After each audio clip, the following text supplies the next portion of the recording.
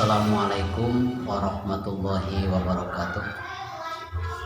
Alhamdulillahilladzi qala fi kitabihil karim.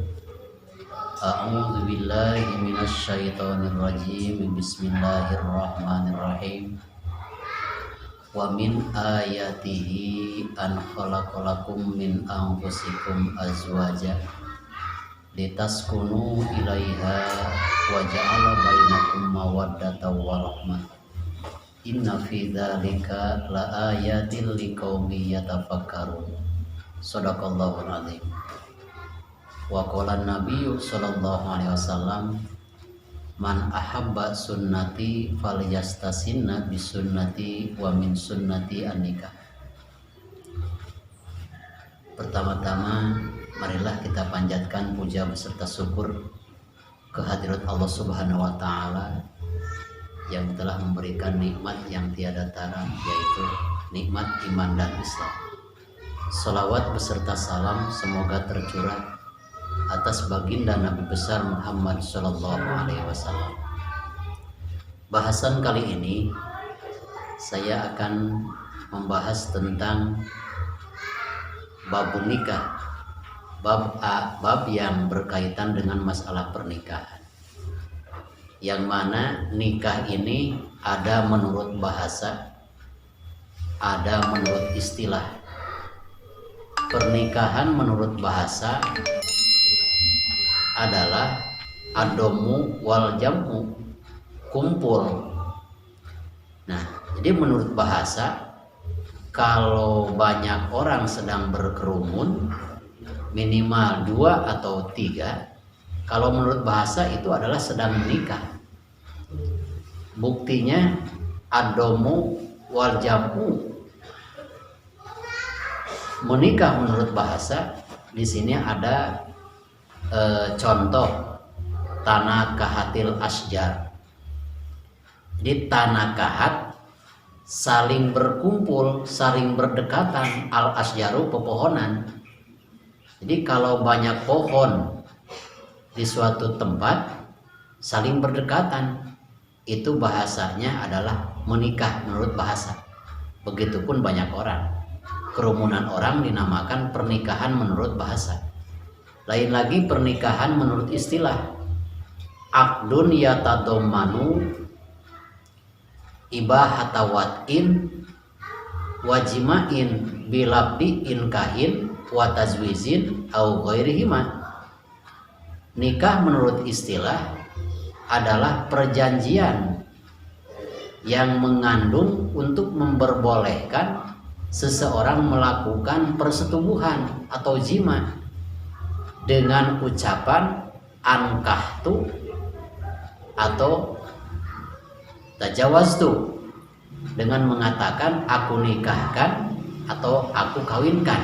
Nah, itu adalah 2 lafaz yang biasa dipakai untuk pernikahan. Yang mana asal usul pernikahan ini adalah bukan di dunia. Ini adalah di surga. Nabi Adam alaihissalam dinikahkan oleh Allah Subhanahu wa taala kepada Siti Hawa.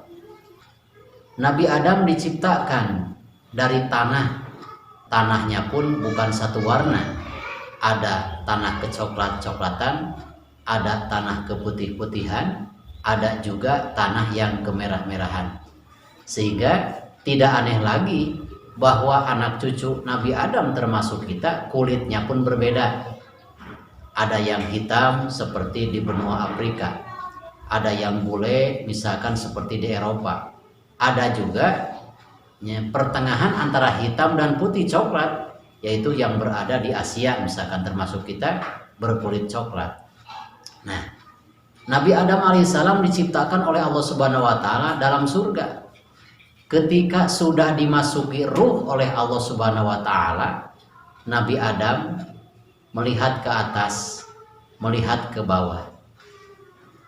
Kata bahasa dalam kitab Majalisannya, lam yaro ahadan min jinsihi. Nabi Adam dalam surga itu sangat luas, tapi baru ada satu orang, yaitu beliau. Nabi Adam melihat ke sana kemari, tidak ada manusia sejenis.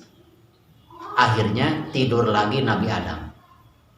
Nah, ketika dalam tidur, Allah Subhanahu wa Ta'ala memerintahkan kepada malaikat Jibril untuk mencabut salah satu tulang rusuknya yang sebelah kiri. Akhirnya dicabut dan tidak merasa sakit. Apa hikmatnya? Ketika malaikat Jibril mencabut daripada tulang rusuk Nabi Adam, tidak terasa sakit untuk dijadikan Siti Hawa. Kalau Nabi Adam merasa sakit ketika tulang rusuknya diambil oleh Jibril, tentu seorang laki-laki tidak akan ada rasa cinta terhadap perempuan. Diciptakanlah Siti Hawa dengan secantik-cantiknya. Belum ada saingannya. Manusia itu baru ada dua, Nabi Adam dan Siti Hawa. Ketika Nabi Adam tertidur, di dekat Nabi Adam telah berdiri seorang perempuan yang sangat cantik. Nah, kaget Nabi Adam. Baru pertama kali melihat manusia sejenis begitu. Cuma beda kelamin, jenis kelamin. Akhirnya Nabi Adam alaihissalam yamuddu yadaihi. Akhirnya istilahnya mau menyambut, mau menyentuh Siti Hawa dengan tangan Nabi Adam. Allah Subhanahu wa Ta'ala mencegahnya. Kata Allah Subhanahu wa Ta'ala, wahai Nabi Adam, jangan sentuh Siti Hawa karena belum halal. Kata Nabi Adam, bagaimana caranya aku ingin menyentuh Siti Hawa untuk halal? Nah, maka kata Allah Subhanahu wa Ta'ala, kamu harus memberikan sidak atau mas kawin. Nah, setelah itu Nabi Adam alaihi salam memanggil kepada Siti Hawa. Ya Hawa, ta'ali. Hawa kesini. Jawab Siti Hawa, tidak mau. Kata Siti Hawa, bal anta. Bukan aku yang harus menghampiri kamu. Kamu aja yang kesini. Akhirnya Nabi Adam nyamperin, mendekati Siti Hawa. Maka sampai sekarang adat istiadatnya laki-laki adalah mendatangi perempuan.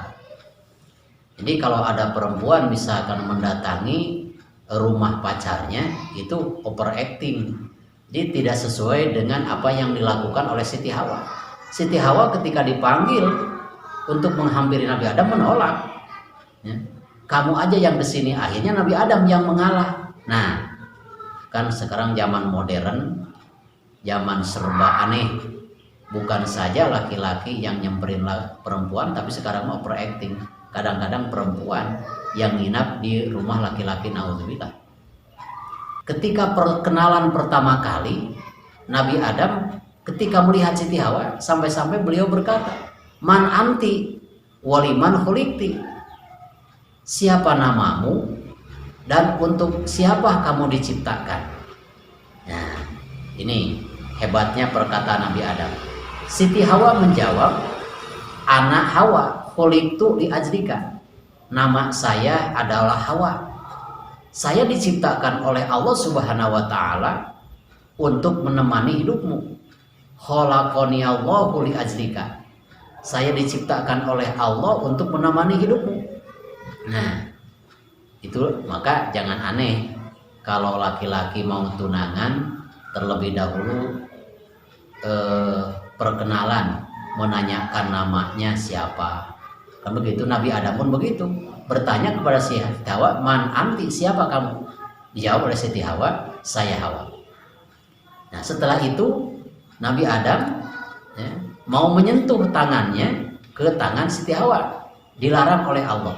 Belum halal kecuali kamu kalau sudah memberikan mas kawinnya. Ilahi, ya Allah, apa yang harus saya berikan untuk mas kawin Siti Hawa? Faqala Allah Ta'ala antusolli ala habibi wasobihi Muhammadin sallallahu alaihi wasallam asra marotin.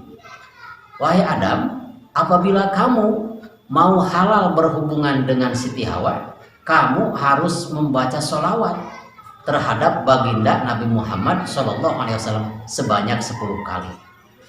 Tuh.